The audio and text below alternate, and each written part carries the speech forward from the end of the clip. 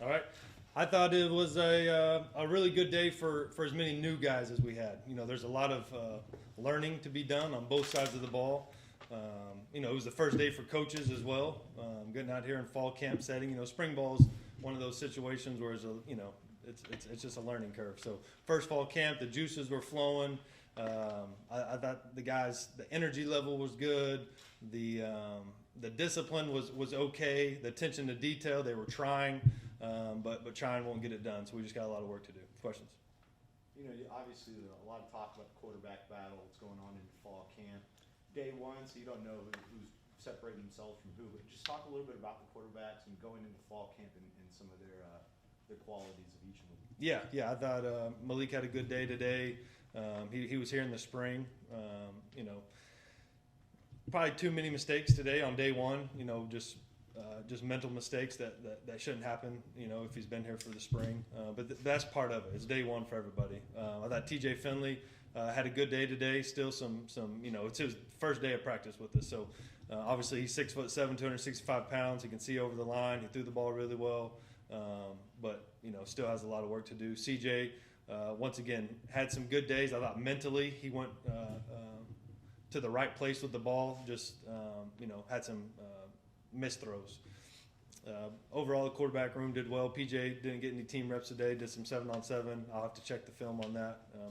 We two-spotted the 7-on-7 today, so we'll get more reps for the young guys and many new people as we have. So I'll have to check that.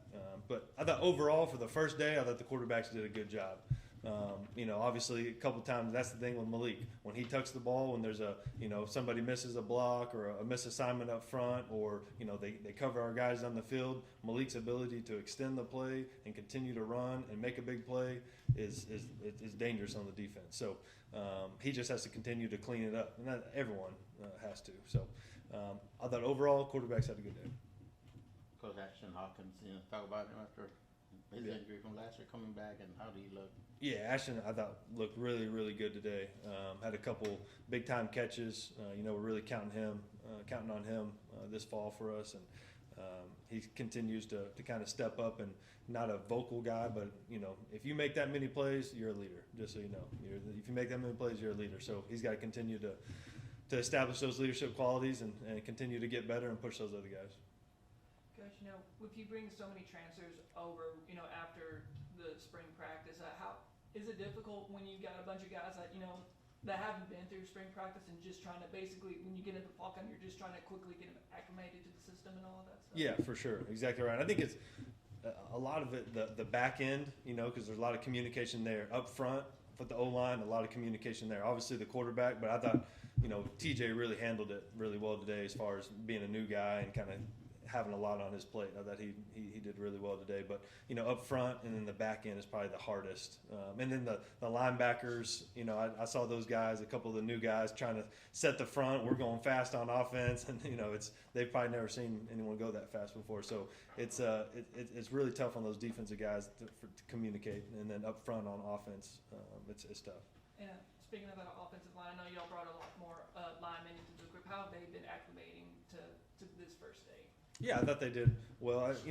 Anytime O-line, D-line, you don't have pads on, it's tough to get a real evaluation, to be honest with you. That's why we only went 2 periods of team today, and we were pretty quick. We don't have pads on. It's hard to get a true eval of those guys.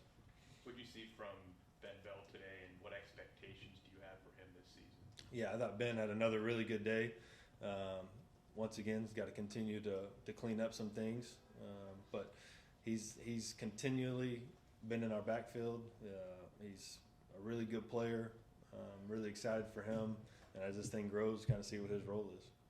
How nice is it with all the new around here, where there's like a built-in enthusiasm, especially now that the season's officially started? Yeah, I think you could feel the built-in enthusiasm, like you said. I think our coaches have to do a better job of continuing that.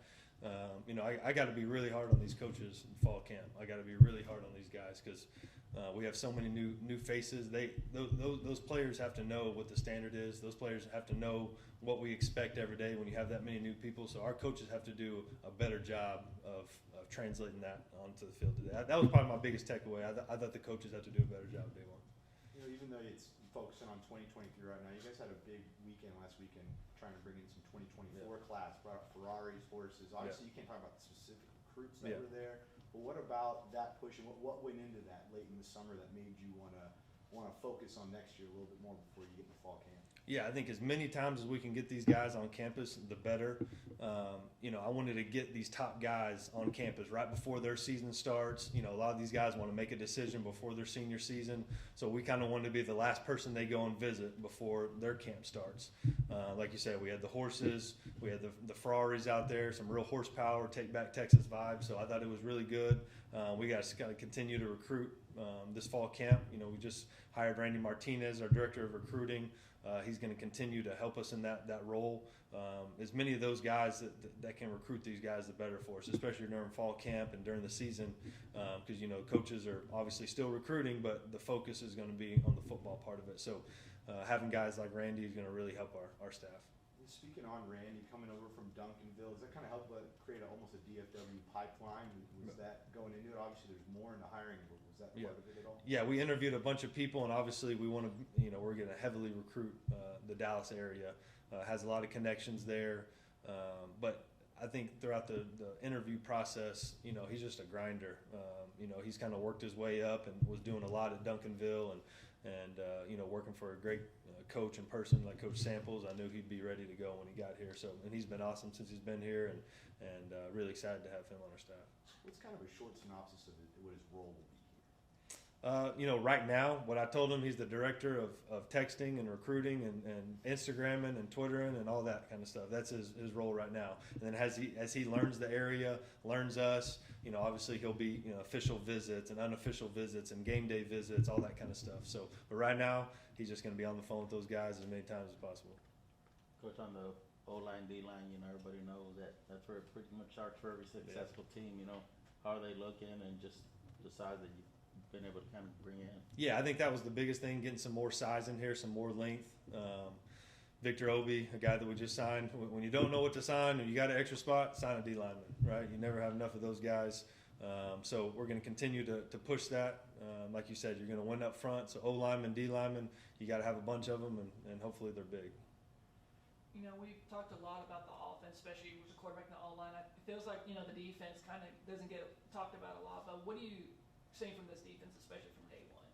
Yeah, I think they have some talent. I think the discipline's got to get better, and they're learning a new system. Defense is hard. When you go fast and you have different formations and motions, defense is really hard in college football. It's really tough to play defense in college football. So I thought the energy level was there. I thought we battled. We went a lot of man coverage today on day one because we wanted to get some eval on some of these new guys. And you go that many plays a man, guys get tired.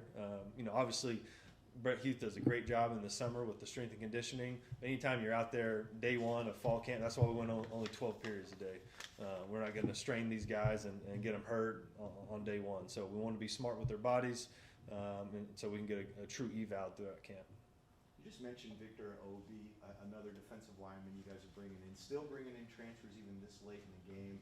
You're well into the 50s. How long until you guys are about done, you think, for this 2023 class? Yeah, we're done now. Unless something crazy happens, we're done. Like where we're at. Felt like we added the depth that we needed. I just think there's still a lot of question marks on who's going to be the starters. And that going into that Baylor week, it's probably going to be a game time decision on a lot of those guys. Hopefully, what we talked about yesterday as a staff, hopefully, some guys step up or, that it makes it easy on us. But a lot of times in my experience, it's, out there on game day, who plays the best. Because running backs, you got, what's the Calvin back and Jamal, how big is that for them? Yeah. And just having that experience. Yeah, obviously losing someone like Lincoln is never ideal. He's a great leader in that room with a lot of talent, but you saw him out there on his crutches coaching those guys up. So he'll be a huge addition for us as a coach. But yeah, those guys, Calvin and Jeter and Ish and Denario, those guys got to step up and get ready to go. And they've done great in the spring, and they'll continue to do great in fall camp. I feel really good about the running backs. What is something that you maybe did this summer, this offseason, that helped you maybe get away from this process of being a first-year head coach? You had some time for yourself. So Yeah. Obviously, you go on vacation with your family. Went to Hawaii for 2 weeks, and that was a lot of fun. Coach Keppel, Coach Stutz, two guys that Coach Stutz still has a house out there, and Coach Keppel was with me at Hawaii in 2020. So we were out there together. You get to hang out with your families and in a different environment, go out on a boat and hang out on the beach. But you're still recruiting. Like I'm always recruiting. Like it's not because you just got to. So that part is what it is. But you always gotta recruit. That's the name of the game. We're going to be talking to Caleb Johnson here in a little bit too. Yeah. He's one of 5 Incarnate Word offensive linemen to come over with you. We've heard a lot of great things. We've got to see Nash Jones at Media Day talking about squatting 560 pounds. How important has it been, those linemen, specifically those Incarnate Word offensive linemen, coming in and helping to show some of the other new linemen? Because what is it, 12, 13 new offensive linemen? How important is it for them to set the tone and show how this system is run? Yeah, it is important, but at the same time, everyone's competing for a job right now, and so some of those new guys, they've come from good programs too, and so they're competing out there, and I think our URW offensive linemen are doing a really good job. But the best players are going to play. Period. You saw, and you talk about the experience. You saw Sam Latham on the opposite side of the ball, defensive line, and I could just see him. I'm watching everything, and the communication.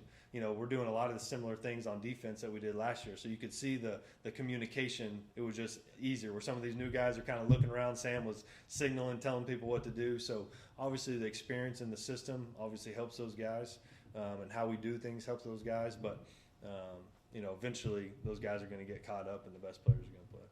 Adjusting to the 4-2-5 for the defense is early on, obviously, and implementing it some over summer. Has there been any growing pains with that, or do you think it's going to be more seamless than people anticipate?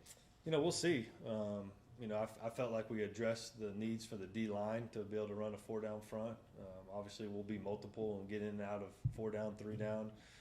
So I think you have to. Anytime you make that, we want to be a 3-down and 4-down. We want to be multiple, but it just depends on your personnel that you have.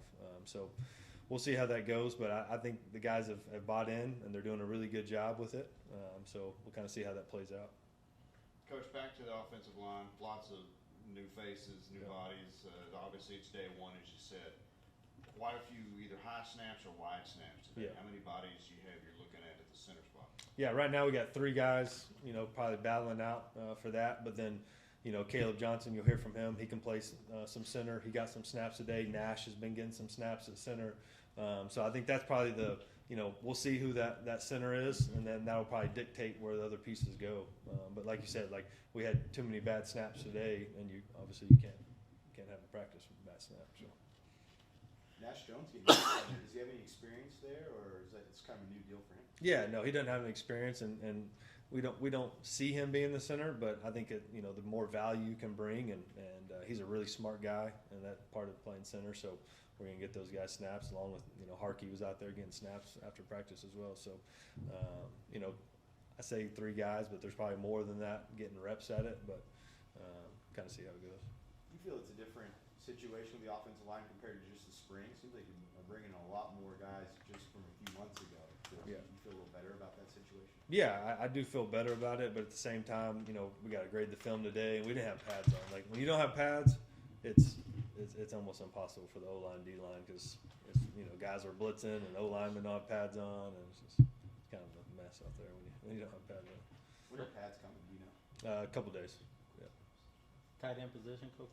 Just what you've seen from them, and how important are they for your offense? Yeah, I think Connor right now rolled out there with the ones. Connor Fox, I think he's done a really good job. Obviously he's a big body, 6'5", 265 pounds. He's got to continue to get in shape and get ready to go on our offense. I think Titus is another guy that's proven to be a good player. He's more of a athletic guy, can really run. So starting off with those 2 guys, and then we'll kind of see what happens after that.